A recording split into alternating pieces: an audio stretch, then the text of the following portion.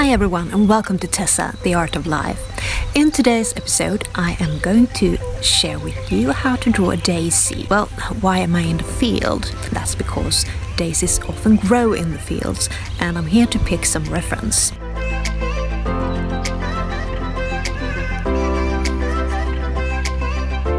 Now, this is something that I try to do as often as I can, because when you got a reference you can actually look at the flower and really see what it looks like.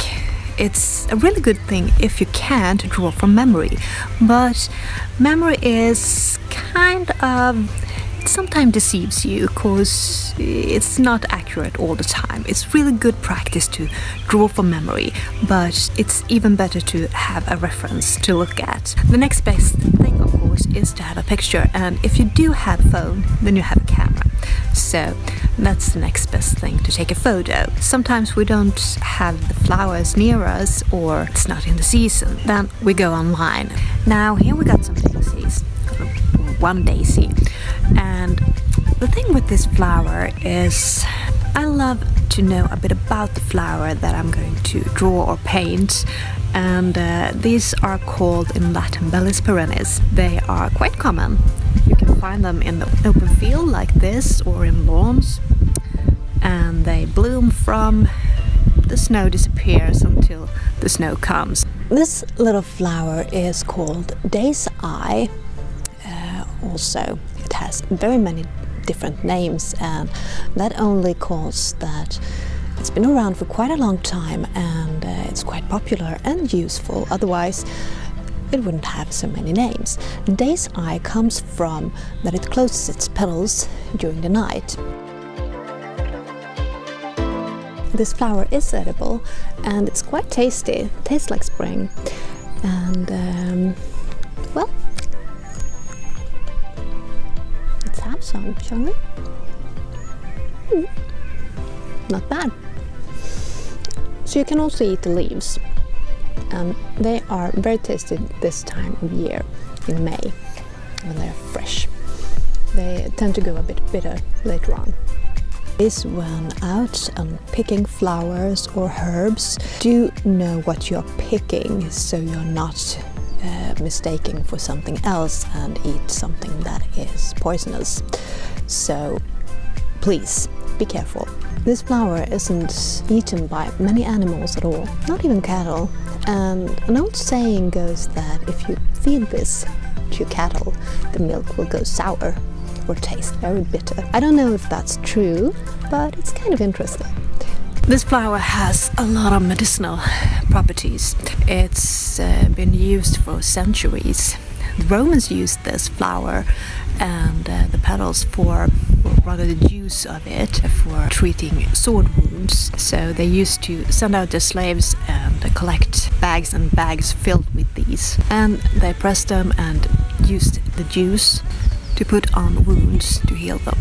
Also at childbirth they used the same thing. The daisy is associated with children mostly because of its use in childbirth for the mother if she bled a lot.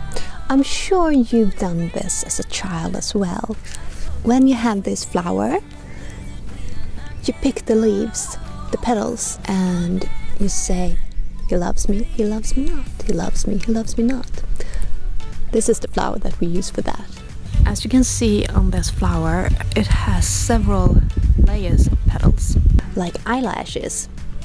It's quite beautiful, with a little pink, and some of them are really pinkish all over. They are really beautiful flowers. So what do you say? Shall we try and pick some and go and paint or draw them today? I'm going to paint them later, so if you like to watch that, stay tuned.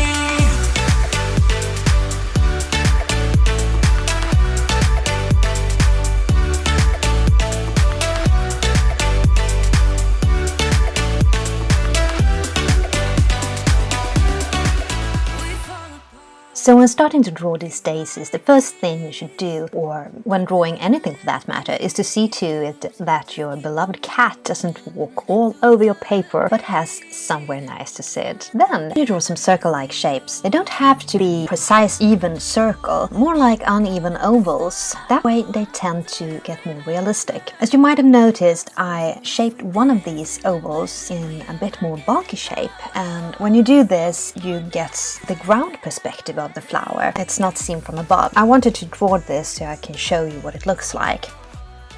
Then we start by shaping the petals, and when I was younger I drew these daisies a lot different, with even and equal shapes, as you can see here. I still enjoy drawing these, and they often fit in doodling sketches and in bullet journals. This daisies is going to be a bit more realistic. Here's what you do with the petals. You form a kind of a rectangle shape. From that you add some indentations at the outer edge and make the rectangle a bit smaller at the center. All of the petals doesn't have to be seated close together to each other at the center of the flower. It's totally okay that there are some gaps between. That just adds more realism to the drawing. You can try out some different base forms if you like to keep it in a certain way, like this, where one of the outer sides of the petals are sloping a bit more than the other one. Or you can do them totally freehand and just let the petals form as they please. This is totally okay with the daisies, because in nature they rarely are the same shape or form,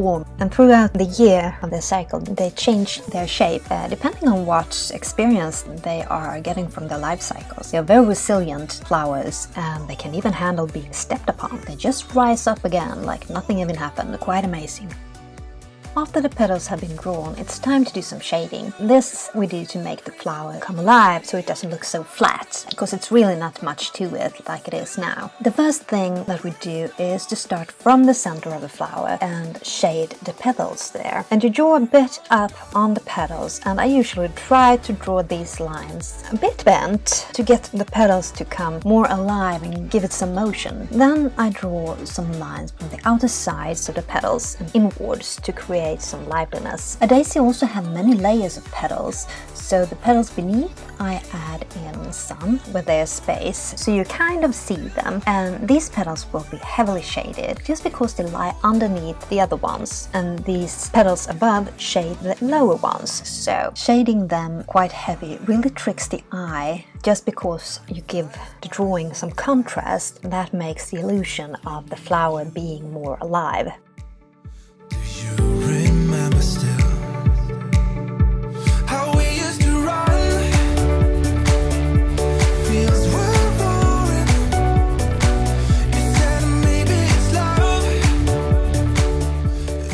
In the middle we find a flower basket. When you look at this flower, it's constructed with many different small circular bulbs. To make this a bit easier when we draw, and not to have to go in and shade every single one of these little bulbs when we draw C-shapes instead. And this creates a visual effect of a bulky flower basket. The shading is also made by adding more C-shapes at the edge, so that the lighter part is where you would imagine the sun would hit.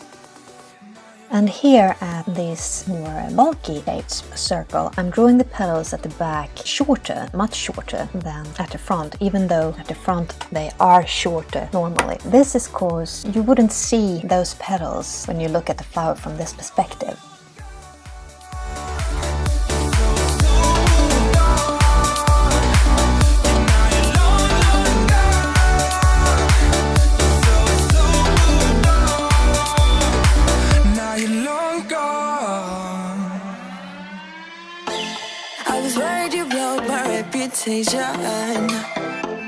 But I figured it's not on me. Yeah. The way you're making me shiver, your hands on myself, I keep pulling the trigger. Right, this red finger for people like them. Oh no. But darling, on my mind, I'm feeling so fly up in the zone now. I'm like a golden crown, whirling high up in The stem of a daisy is rather thin and doesn't have any leaves on it at all. What it does have is some tiny little hairs. I'm adding these with a few strokes, and I'm also adding a bit of shading.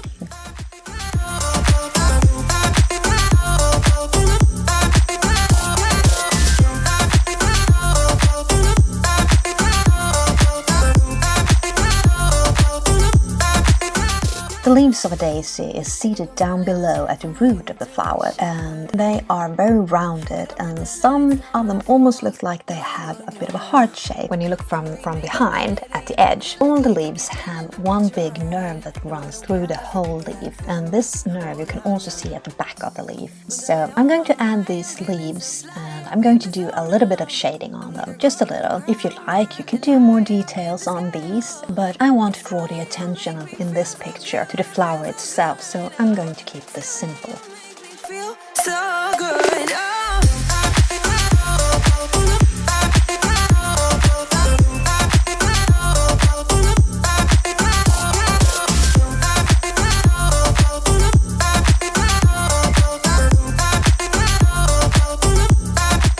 And there you go. That's one way of drawing a daisy. Let me know if you liked it.